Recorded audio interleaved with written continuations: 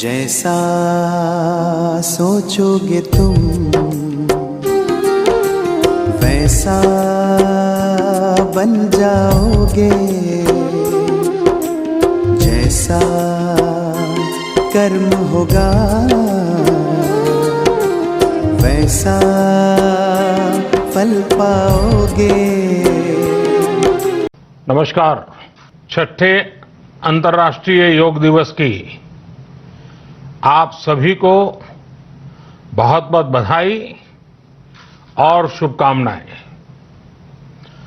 अंतर्राष्ट्रीय योग दिवस का ये दिन एक प्रकार से एकजुटता का दिन है। ये विश्व बंधुत्व के संदेश का दिन है। ये वननेस ऑफ ह्यूमननेस का दिन है, जो हमें जोड़े, साथ लाए, वही तो योग है। जो दूरियों को खत्म करे, वही तो योग है। कोरोना के इस संकट के दौरान दुनिया भर के लोगों का my life my yoga video blogging competition में हिस्सा लेना इस बात को दिखाता है कि योग के प्रति उत्साह कितना बढ़ रहा है, कितना व्यापक है। साथियों, इस साल अंतर्राष्ट्रीय योग दिवस की theme yoga at home and yoga with family ये तय हुई है। आज हम सब सामूहिक कार्यक्रमों से दूर रहकर घर में ही अपने परिवार के साथ मिलकर योग कर रहे हैं। बच्चे हो, बड़े हो, युवा हो, परिवार के बुजुर्ग हो, सभी जब एक साथ योग के माध्यम से जुड़ते हैं तो पूरे घर में एक ऊर्जा का संचार होता है। और इसलिए इस बार का योग दिवस, अगर मैं दूसरे शब्दों में कहूं तो ये भावात्मक योग का भी दिन है। हमारी फैमिली बॉन्डिंग को भी बढ़ाने का दिन है। साथियों, कोरोना पैंडेमिक के कारण आज दुनिया योग की जरूरत को पहले से भी अधिक गंभीरता से महसूस कर रही है।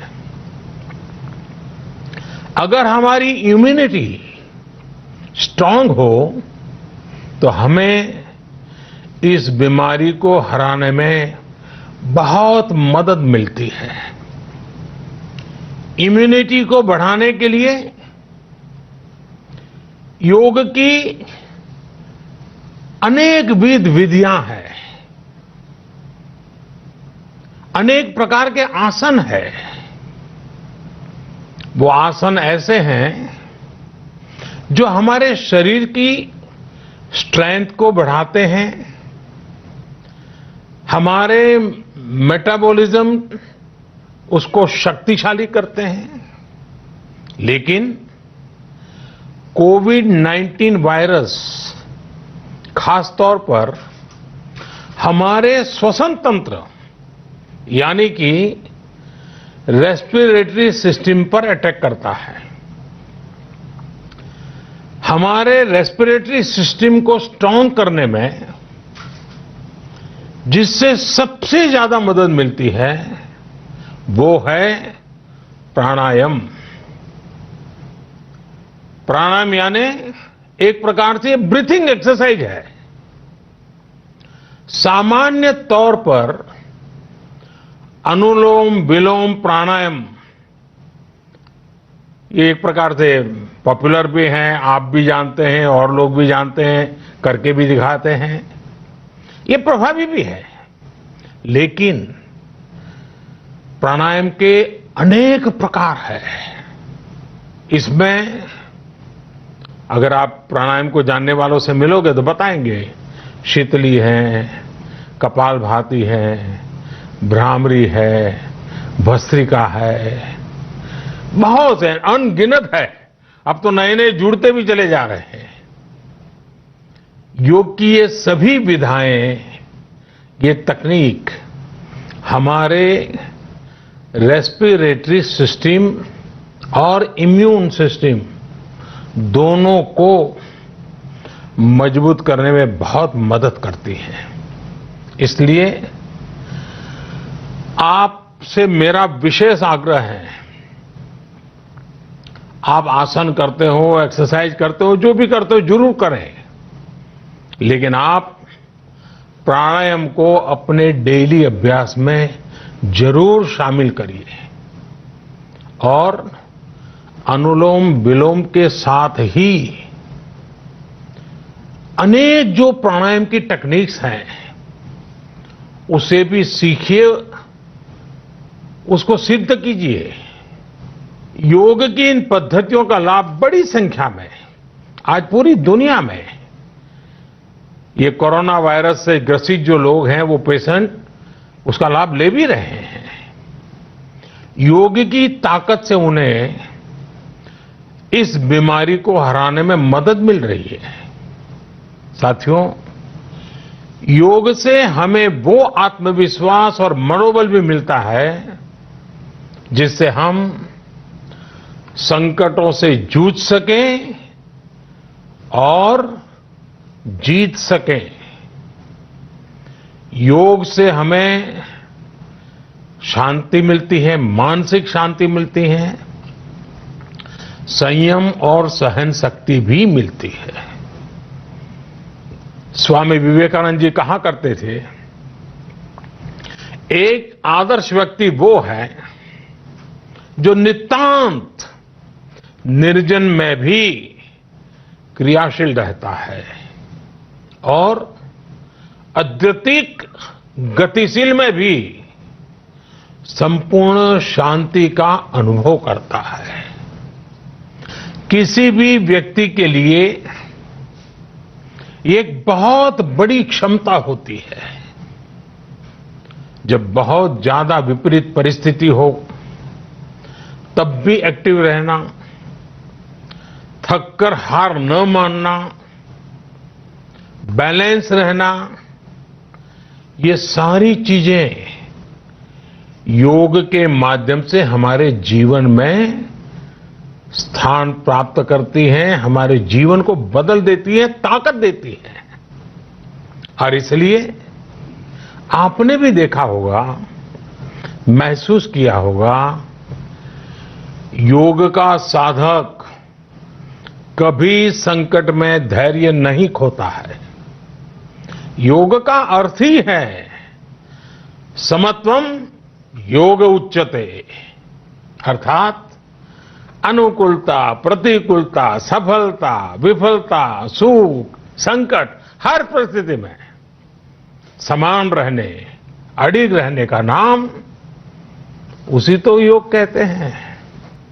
साथियों, जब हम योग के माध्यम से समस्याओं के समाधान की बात कर रहे हैं, दुनिया के कल्याण की बात कर रहे हैं, तो मैं योगेश्वर कृष्ण के कर्मयोग का भी आपको पुनः स्मरण करना चाहता हूं। गीता में भगवान कृष्ण ने योग की व्याख्या करते हुए कहा है, योगः कर्मसु कौशलम, अर्थात कर्म की कुशलता ही योग है। Efficiency in action is yoga.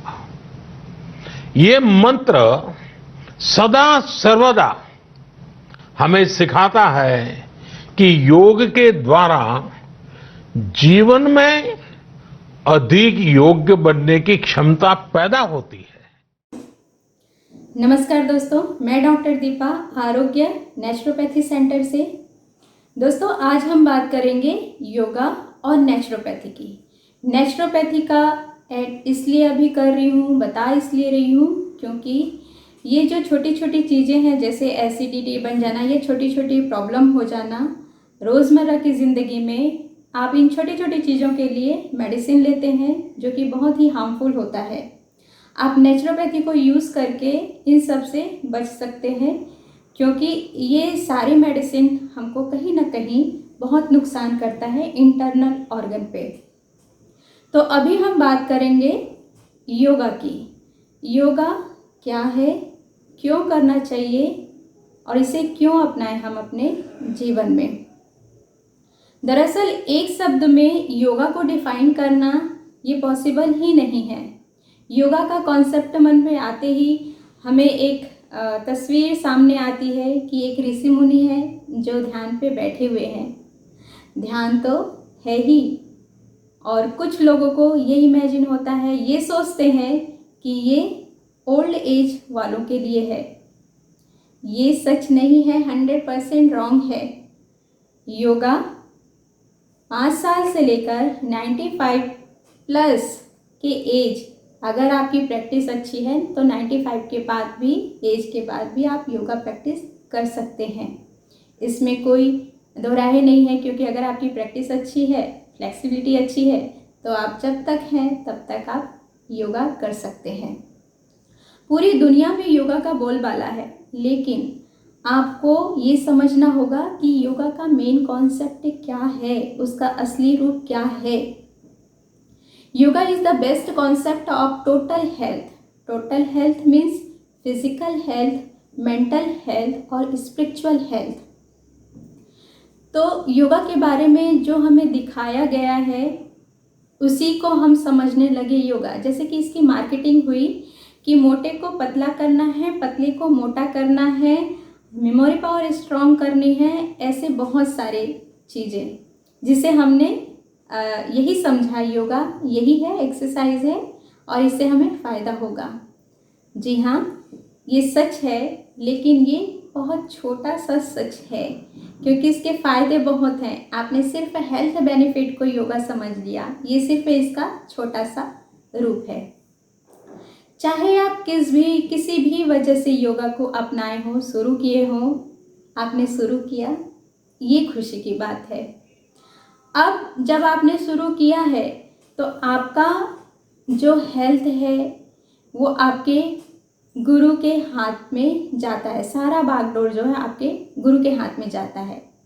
गुरु को ये समझना होगा, बहुत सारे ऐसे डिग्रीधारी हैं जो डिग्री ले लेते हैं और ये समझते हैं कि हम बहुत ही ऊंचे पद पे आ चुके हैं। देखिए, अगर किसी स्वस्थ पर्सन को आप योगा करवा रहे हैं, एक्सरसाइज करवा रहे हैं, ये बहुत बड़ी बात नहीं है, वो तो कुछ भी कर लेगा। चैलेंजिंग ये है कि किसी को 4 लोग उठा के लेके आते हैं आपके पास, वो चल ही नहीं पाते हैं, बैठ ही नहीं पाते हैं, उसे ठीक करना ये हमारी जिम्मेदारी बनती है। जबकि होता उल्टा है कि जब कोई ऐसी स्थिति में पहुंचता है तो सामने वाला उसे मना कर देता है कि आप बैठ ही नहीं पा रहे हैं, आप खड़े नहीं हो पा रहे हैं, तो आप योगा नहीं कर सकते। या वो करते भी हैं तो उनमें पेन शुरू हो जाता है, किस टाइप का करवाना है वो उनको पता नहीं होता है, तो फ़ायदे की जगह नुकसान उनको झेलना पड़ता है। इस हिसाब से वो उनकी प्रैक्टिस वहीं रुक जाती है और कोई भी फ़ायदा नहीं होता और उसका योगा पर से विश्वास भी उड़ जाता है। तो डिग्री से कुछ नहीं होता है, थोड़े आसन, थोड़े एक्सरसाइज या प्राणायाम करवा देना ये इनफ नहीं है। हमें उसको इंटरनल बॉडी को हेल्दी बनाना है, उसके लिए टाइम लगता है। ये दोनों के लिए है, दोनों को समझना पड़ेगा, टीचर को भी समझना पड़ेगा और प्रैक्टिशनर को भी समझना पड़ेगा कि ये एक दिन का काम नहीं है। धीरे धीरे ये प्रोसेस काम करता है, तब आपकी बॉडी जो है स्ट्रांग होती है। आज जो परिस्थिति है, कोरोना की परिस्थिति है, तो उसमें क्या हो रहा है कि इम्यून सिस्टम की हमें बहुत ज़्यादा ज़रूरत पड़ रही है। कि आपका इम्यूनिटी अगर स्ट्रांग है तो आप किसी भी वायरस से लड़ सकते हैं, किसी भी बीमारी से लड़ सकते हैं, क्योंकि कुदरत ने हमें रोग प्रतिरोधक क्षमता दी हुई है, वो कुदरती है। चाहे फीवर आता है, आप कुछ दिन फास्टिंग कीजिए या पानी पी रहिए, तो अपना जो शरीर है, शरीर के अंदर जो रोग प्रतिरोधक क्षमता है वो फाइट करके उस बीमारी को ठीक कर देती है। तो ये बात अभी हो रही है कोरोना वायरस की। तो कोरोना वायरस अभी आएगा, चला जाएगा, लेकिन ऐसे कई वायरस आएंगे, चले जाएंगे। तो रिज़ल्ट क्या है कि आपको क्या करना है, अपने शरीर को हमेशा के लिए स्ट्रांग बना के रखना है, वो योगा ही कर सकता है।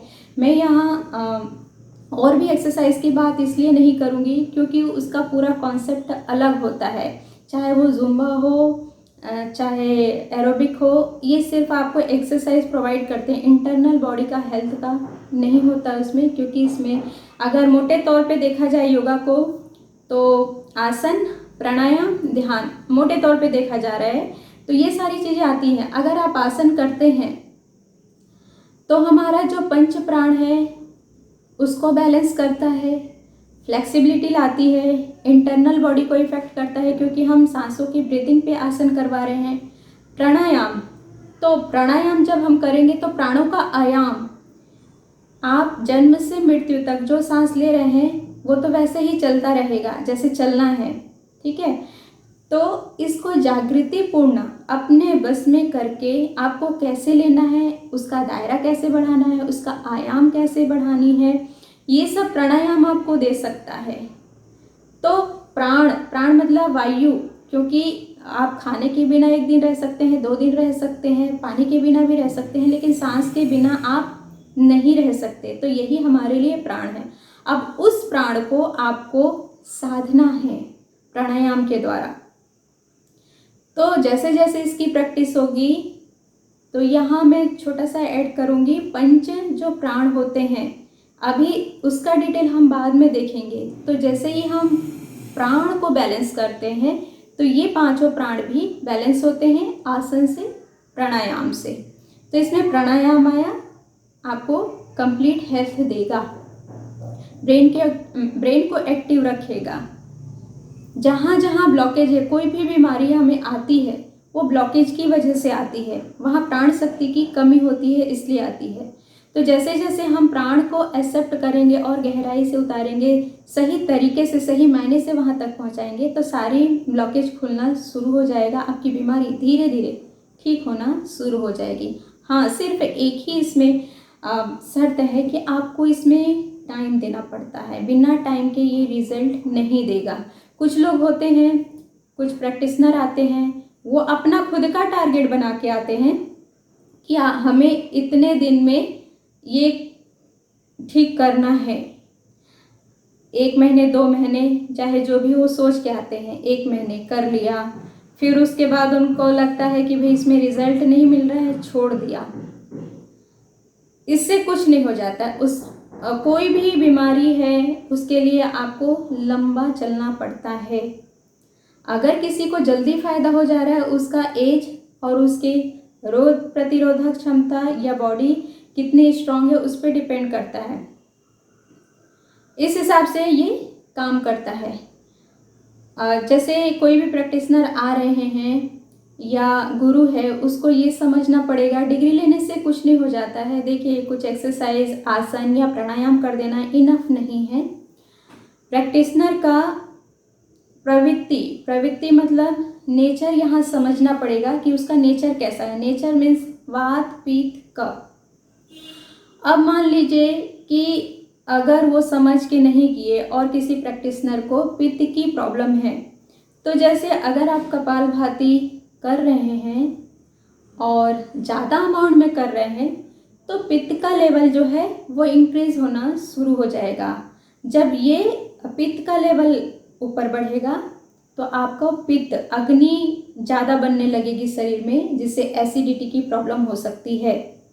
एसिडिटी की प्रॉब्लम हुई तो आपका सर भारी होने लगेगा, बहुत सारी ऐसी दिक्कतें शुरू हो जाएंगी। तो सामने वाले को ये समझना है कि उसकी प्रवृत्ति के हिसाब से हमें प्राणायाम और आसन करवाना है।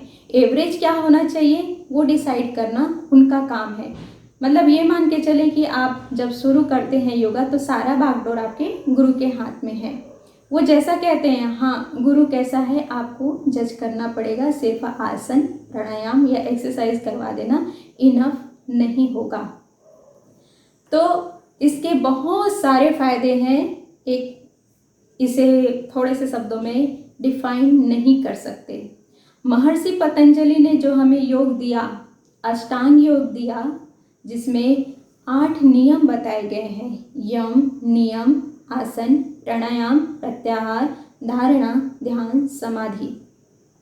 इनमें से आप जैसे आसन कर रहे हैं मान लीजिए, तो जैसे जैसे आपकी प्रैक्टिस बढ़ती जाएगी इन सभी को आप क्लियर करते जाएंगे, लास्ट तक पहुंचेंगे। लेकिन आपको धीरे धीरे वो प्रैक्टिस करवाई जाएगी, एक दिन में कुछ नहीं होगा। तो कोई भी आप सिस्टम लीजिए, इसमें उठा के आपको इन सब पैदान से होके निकलना पड़ेगा। लास्ट में समाधि तक पहुंचते हैं। समाधि का मतलब यहाँ डर मत जाइएगा कि आपको जल समाधि लेना है। समाधि जो है वो कुछ भी ऐसा नहीं करना है, वो टॉपिक अलग है, हम बाद में बात करेंगे उसके लिए, ठीक है। पहले ये कॉन्सेप्ट समझना जरूरी है। आपको समझ में आया कि योगा क्या है? ये कंप्लीट हेल्थ है जो योगा ही दे सकता है। टोटल हेल्थ कॉन्सेप्ट है जो योगा ही दे सकता है। उसके लिए आपको प्रैक्टिस जरूरी है। जितना आप प्रैक्टिस करेंगे, जितनी आप गहराई से इसे लेंगे, उतना ही अच्छा आपको रिजल्ट मिलेगा। प्राणायाम, आसन, ध्यान, ये मेन चीज़ है, उस पर आपको साधना पड़ेगा। आप जैसे जैसे प्रैक्टिस करेंगे आप खुद अपने आप में इम्प्रूवमेंट पाएंगे कि पहले आप क्या थे और अभी आप क्या हैं। हम छोटे छोटे कैंप चलाते हैं, 10 डेज, 8 डेज, 7 डेज, उसी में ही लोग बोलते हैं कि हमें इतने ही दिन में ये फ़ायदा हुआ, वो फ़ायदा हुआ। तो सोचिए इतने कम टाइम में, लेकिन सही तरीके से अगर उसे किया जाए तो इतने कम टाइम में भी आपको फ़ायदा मिलता है। तो सोचिए कि आपकी प्रैक्टिस अच्छी है और लंबे चलेंगे तो आपको फ़ायदा ही होने वाला है। तो योग को अपने जीवन में ले आइए या जीवन को ही योग बना दीजिए, ये आपके ऊपर डिपेंड करता है। तो हमेशा अगर स्वस्थ रहना है तन, मन और आत्मा से, तो योग को अपनाइए। इसके फ़ायदे आपने जान लिए, क्या है वो भी जान लिए, तो ये संस्कार को पूरा चेंज कर देता है योगा। तो योगा को अपनाइए।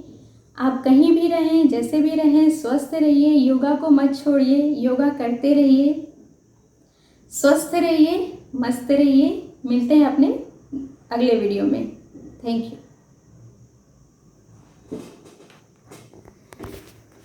दूसरा आसन आता है हमारा मत्स्य आसन। आप चाहे पूरा मत्स्य आसन कर सकते हैं, जिसपे अगर किसी को प्रॉब्लम है तो आप ये वेरिएशन देख लीजिए। तो उस टेक्निक, मैं आपको हर टेक्निक सिखा रही हूँ, तो ये आप ये आसन को इजीली जो आपसे हो वैसे आप कर सकते हैं। देखिए पहला वेरिएशन जो मत्स्य है आसन है वो मैं करके दिखा रही हूँ। पहले आपको इस तरीके से पूर्ण पद्मासन में बैठना है, फिर हाथ को धीरे धीरे ये राइट लेफ्ट टिकाते हुए गर्दन को ऊपर रखना है और इस तरीके से लेटना है। इसमें भी होल्ड रखना है, जितनी देर हो सके होल्ड करना है आपको। ज्यादा फोकस हमारा होल्ड करने पे रहेगा, ज्यादा फोकस हमारा होल्ड करने पे रहेगा।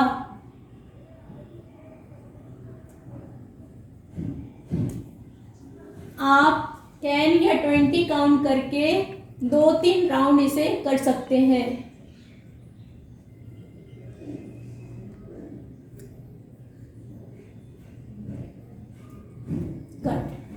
दूसरा वेरिएशन में बताने जा रही हूँ। अगर कोई पद्मासन में नहीं बैठ पा रहा है तो उसको कैसे करना है। आप इस तरीके से दोनों पैर को सीधे रखिए, फिर से एल्बो को टिकाइए, गर्दन इस तरीके से रखिए, हाथ का सपोर्ट लेके गर्दन को थोड़ा और अंदर डाल लीजिए। अब दोनों हथेली को थाइस के ऊपर रखिए, पैर बाहर की ओर, ये पंजा जो है बाहर की ओर तना हुआ रहेगा।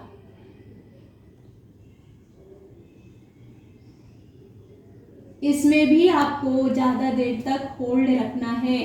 20-20 के 3 राउंड्स आप कर सकते हैं। देखिए कहाँ खिंचाव महसूस हो रहा है, चेस्ट पे, गर्दन पे, पैर पे, वो खिंचाव को महसूस करना है।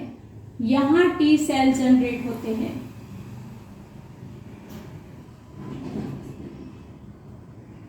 इस तरीके से आपको करना है। आपको इसका तीसरा वेरिएशन दिखा रही हूँ जो बहुत ही इजी है। आप क्या कीजिए, इस तरीके से घर में पिलो होता है उसे रखिए, 2-3 पिलो ले लीजिए, 2-3 पिलो इतना ऊपर रख लीजिएगा। मेरे पास इतना है, अभी इतना ही इसी में बता रही हूँ मैं आपको। तो जितना ये ऊपर हो सके, और सिर को टिकाने के लिए भी एक पिलो यहाँ रखिए। अब क्या करना है, दोनों पैर को सामने फैला के रखना है, दोनों पैर फैले हुए रहेंगे। अब धीरे से आपको लेटना है। जैसे मैंने पहले कहा कि यहाँ पर भी आपको एक ब्लॉक या तकिया रख लेना है ताकि आप ज़्यादा देर तक रिलैक्स पोजीशन पे लेट सकें। और तकिया रख सकते हैं, ये पूरा ओपन होना चाहिए, चेस्ट वाला भाग पूरा ओपन, पूरा खींचना चाहिए। और दोनों हाथ को बिल्कुल ढीला छोड़ दीजिए।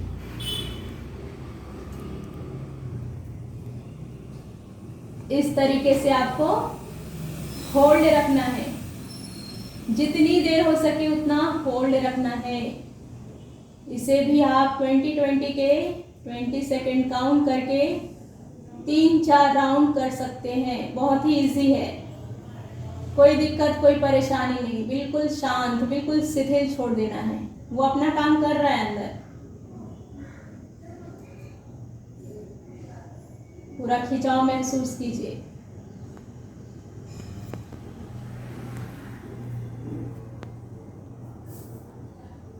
ये हमारा पूरा वेरिएशन हो गया। जो आसन आप इजीली कर सकते हैं, आपको वही करना है, इसलिए मैं आपको वेरिएशन दिखा रही हूं। कट। चलो अब हम चक्रासन कर सकते हैं, जिससे जो पर्सन चक्रासन अच्छे से कर सकता है, उसकी होल्ड कैपेसिटी अच्छी है, तो वो चक्रासन भी कर सकते हैं। अगर आपसे और जिससे नहीं हो पाता है वो भी चक्रासन कर सकते हैं। देख लीजिए कैसे करना है। तो चक्रासन करने के लिए इसमें हर आसन में आपको ज़्यादातर होल्ड रखना है। अगर इसमें होल्ड ज़्यादा देर नहीं होता है कोई बात नहीं, लेकिन जितना होता है आपको होल्ड करना है। चक्रासन करने के लिए दोनों पैर को इस तरीके से मोड़ेंगे, दोनों हाथ के पंजे को उल्टा रखेंगे, हिप्स उठाते हुए पूरी बॉडी अप। इस तरीके से आपको होल्ड रखना है। देखिए दोनों हाथ में जो भार आ रहा है, खिंचाव आ रहा है, महसूस कीजिए। चेस्ट पे भार आ रहा है, पेल्विक रीजन पे भार आ रहा है, खिंचाव महसूस कीजिए। तो इस पे भी आपको जितना हो सके आपको होल्ड रखना है। आप क्रिया कर सकते हैं इसमें इस तरीके से।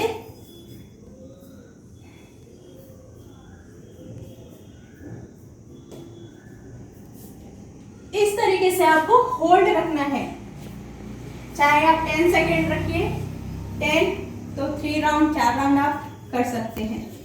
अब जिससे चक्रासन नहीं होता है वो भी ये प्रैक्टिस कर सकते हैं। कैसे देखते हैं, दूसरा वेरिएशन देखते हैं। इस तरीके से हम कोई भी चेयर लेंगे, ओपन चेयर या स्टूल का यूज करेंगे। बड़ी सावधानी से ये करना है। 2 लोग हों घर पे तो ही कीजिएगा, जिसकी प्रैक्टिस है वो कर सकता है। इस तरीके से आपको लेट जाना है। ये वेरिएशन हो गया आपका चक्रासन का।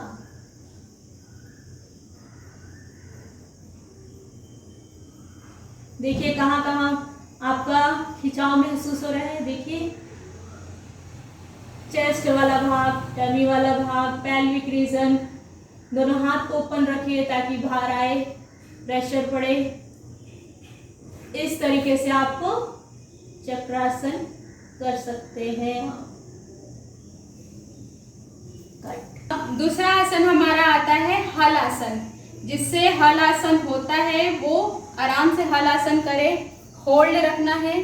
जिससे हल आसन प्रॉपर नहीं हो पाता है वो ये वेरिएशन करके आप वो कर सकते हैं। देखिए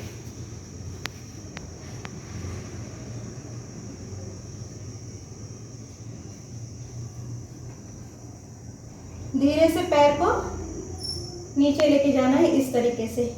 तो ये वेरिएशन है आपका। आप इस तरीके से स्टूल रख के होल्ड कर सकते हैं। ये हलासन में होल्ड रख सकते हैं। इम्पोर्टेंस ये है कि आपको होल्ड रखना है ज़्यादा देर तक, इसलिए आप इस तरीके का कोई भी स्टूल, चेयर आप यूज़ कर सकते हैं। जिससे पूरा हल आसन होता है वो इसे हटा दीजिए और ये इस तरीके से कीजिए होल्ड।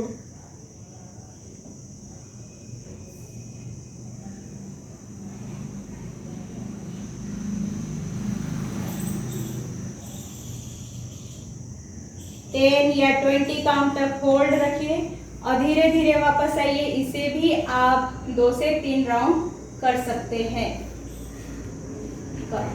हमारा आसन जो आता है वो देख लीजिए। इस तरीके से कोई स्टूल रखेंगे और आपको इस तरीके से झुकना है। जितना हो सके आपको पूरी अपर बॉडी को ढीला छोड़ना है। देखिए कहाँ आपको वाइब्रेशन महसूस हो रहा है। पूरे हाथ पे, चेस्ट पे, पूरे गर्दन वाले ये फेस के पास पूरा आपको वाइब्रेशन महसूस होगा। यहीं पर लिम्फ नोड हमारे मौजूद रहते हैं पूरे शरीर में और यहाँ पूरे दोनों हाथ में, तो वो पूरा एक्टिवेट होगा। टी सेल्स जनरेट होगा। इस तरीके से करना है। अगर इस तरीके से नहीं कर पा रहे कोई तो आपको इस तरीके का कोई चेयर या स्टूल लेना है और अपने सर को इसमें झुका देना है। अब ये थोड़ा ऊंचाई हो गया, इससे नीचे हो तो अच्छा है। आपको इस तरीके से पड़े रहना है, फिर इसमें लेटे रहिए। इस तरीके से सर को रखिए और इस तरीके से होल्ड रखिए। आपको जितने भी आसन हमने बताए हैं उसमें आपको होल्ड ही रखना है।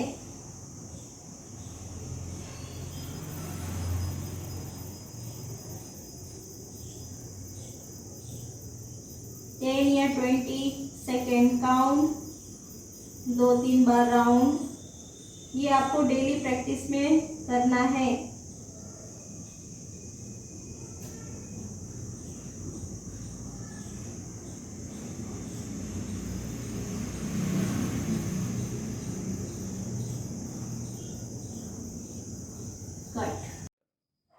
तो सबसे पहले हम इस तरीके से बैठेंगे वज्रासन में और हमारा पहला आसन है अधोमुख श्वान आसन।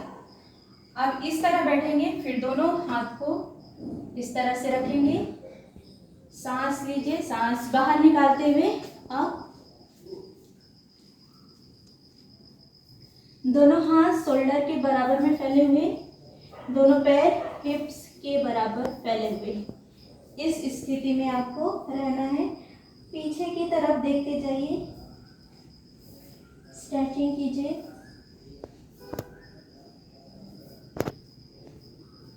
जो तनाव आ रहा है हाथ में, पेल्विक पे, चेस्ट पे, गले पे, उसे महसूस कीजिए। कोई भी आसन है, जितने भी आसन हम बताएंगे उसमें होल्ड रखना है। जितनी देर हो सके होल्ड रखना है। चाहे आप 10-10 के 2 या 3 राउंड्स कर लीजिए। 20 है तो 20-20 के आप 2 राउंड कर सकते हैं, लेकिन होल्ड रखना है। ज़्यादातर आपको किसी भी पोस्चर को होल्ड रखना है। अब इसमें देखिए दोनों हाथ में, पैरों में, गले के पास जो प्रेशर आ रहा है ये क्या करता है, लिम्फ नोड को एक्टिव करता है। जितना एक्टिव होगा लिम्फ नोड उतना ही टी सेल को जनरेट करेगा, एक्टिव करेगा, इंक्रीज करेगा। और यही हमें अभी चाहिए। तो इस तरीके से आपको ये पहला आसन होल्ड रख के करना है, रिलैक्स।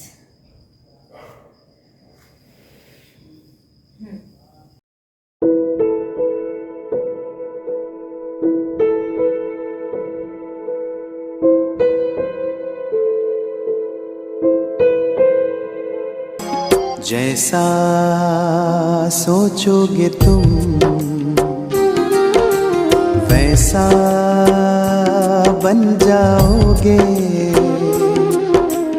जैसा कर्म होगा वैसा फल पाओगे।